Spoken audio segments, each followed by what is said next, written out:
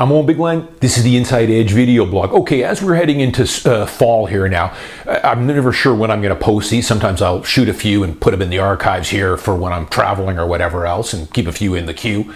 But we just had our third interest rate cut, another 25 basis point cut.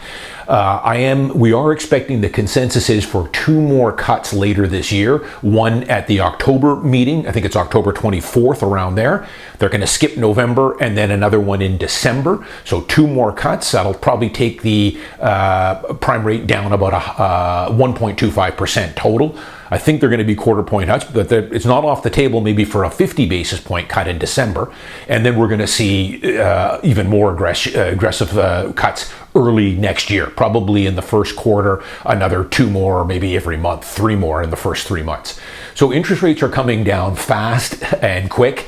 I still get a lot of laughs over, 3 months ago, I was telling you guys that interest rate cuts were coming, and man, I tell you guys, I got a lot of pushback on my YouTube channel here, and in the comment sections all over the place, Globe and Mail, a lot of guys saying, no way, interest rates are coming down. Here we've had 3 cuts in the last 2.5 months and more coming. So I don't know where these people get their news. This wasn't me predicting it. It was a consensus that was readily available on Bloomberg, Globe and Mail, from a pool of Canadian economists, from all the Canadian banks and everything else. So the writing was on the wall. I'm still baffled by some people that were thinking that interest rates weren't coming down. But another little thing I want to talk about is this so-called, if you guys remember, up until just recently, now it's being debunked, of course, was this mortgage renewal cliff that everyone was going to be falling off of. So this was going on for a couple of years now, up until recently. They're all kind of doomsday type people. You can't really dig much deeper on these people because they're all anonymous on Twitter and on these chat boards.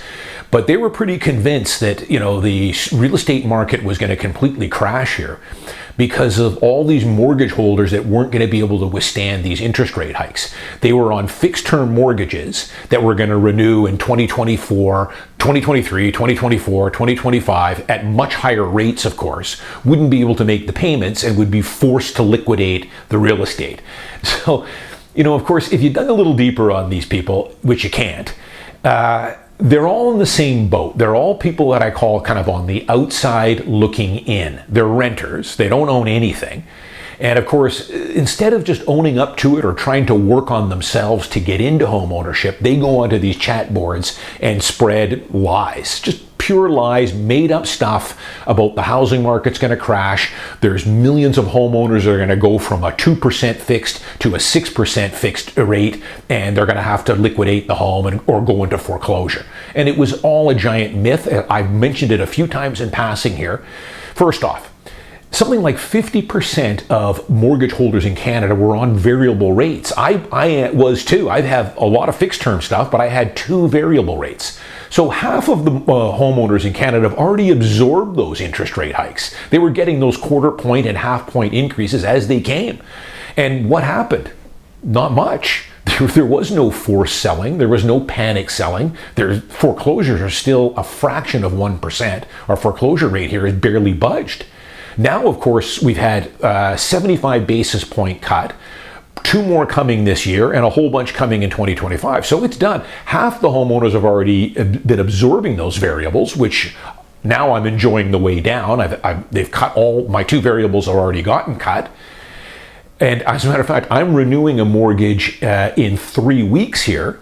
And I'm in a variable, and I'm just going to leave it as a variable so that I can get those cuts as they come. I've got another one coming up for renewal in January of 2025. I'm going variable on that too. A lot of people ask me where I'm going with my rates, with my mortgages.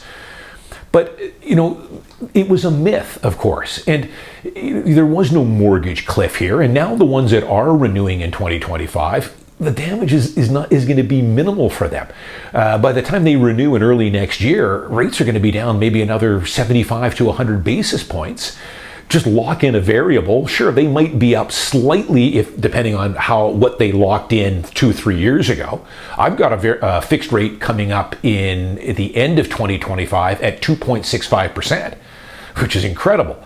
But am I worried about what I'm going to have to renew at in another year and a half? No, we'll see. Probably won't be much more than where I'm at now at 2.65. Maybe I'm at 3.25 or something. No big deal.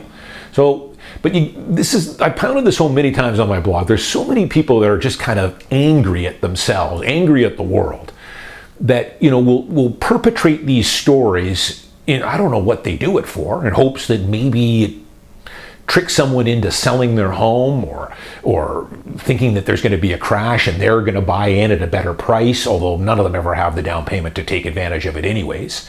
So it was a myth here. In Wall Street Journal here too, it talks about the effects of, we've gone under some pretty bad inflation here, which is now coming back down, of course. But the damage has been done. Food costs have skyrocketed. Housing costs have skyrocketed. But Wall Street Journal's done a lot of stories. There's really two worlds out there, two camps. There's the camp that do not own assets. They are renting their home, they're leasing a car, and they don't own any stocks or equities, or very little. Those are the ones that have been getting crushed here with inflation, the economy, and everything else. The other side of the economy, of course, is people that do own real estate, maybe also own an investment home, and have a fairly large stock portfolio. Well, those people have done incredibly well here the last couple of years. As I speak, stock markets are on an epic high here. It's been another great year. Dividends keep increasing from the companies I'm holding. And rents have continued to go up. I placed a couple of new tenants last year. I'll probably already light about $200 on them now, but that's okay. Eventually they'll move and I'll raise the rent, and I'm going to give them all the 3% for January 1st.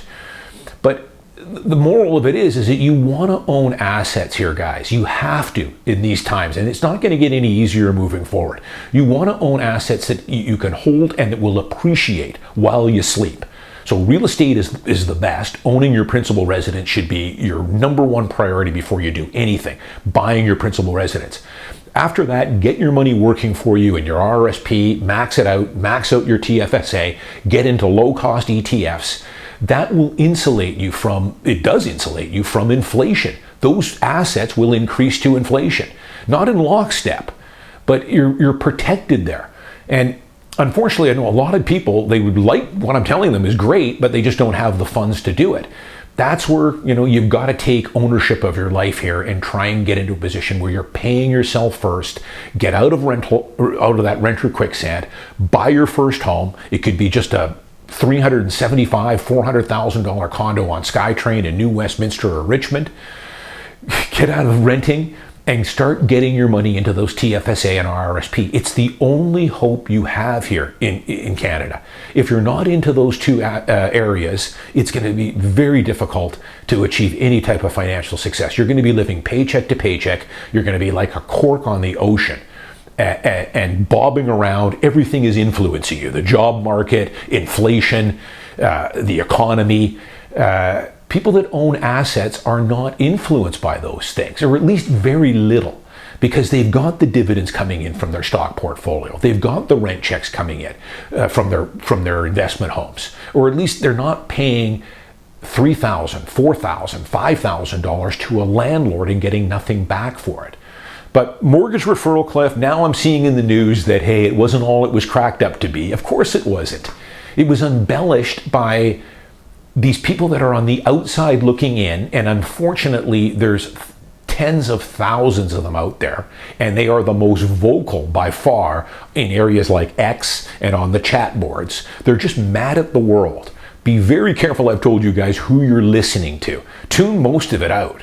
Hopefully I'm a source of the valuable information and the real truth that's out there. But most of the stuff you're seeing on X and some of these other sites, it's just people on the outside looking in that want to try and make you do dumb things, and that the end is near, and this mortgage cliff was going to cause all kinds of homes to go into foreclosure. It hasn't happened. The final thing I'll just say, now that interest rates are coming down, I actually am quite surprised how resilient, in some ways, how resilient the Vancouver market was. Prices now have been flat the last 3 or 4 months. Sales have been slow for the summer. We'll see what the fall brings. But as I've said before, spring 2025, I think, is going to be a really strong market. Prices are going to be going up. Sales are going to be going up. You'll see. But you're seeing how resilient the market is here with 11 interest rate hikes and 50% of the owners on variable rate mortgages here. So they ate all 11 or all 12 of those hikes as they came. And what happened? Nothing. Prices stayed firm. In a lot of cases, prices continued to slowly go up over the last 2.5 years.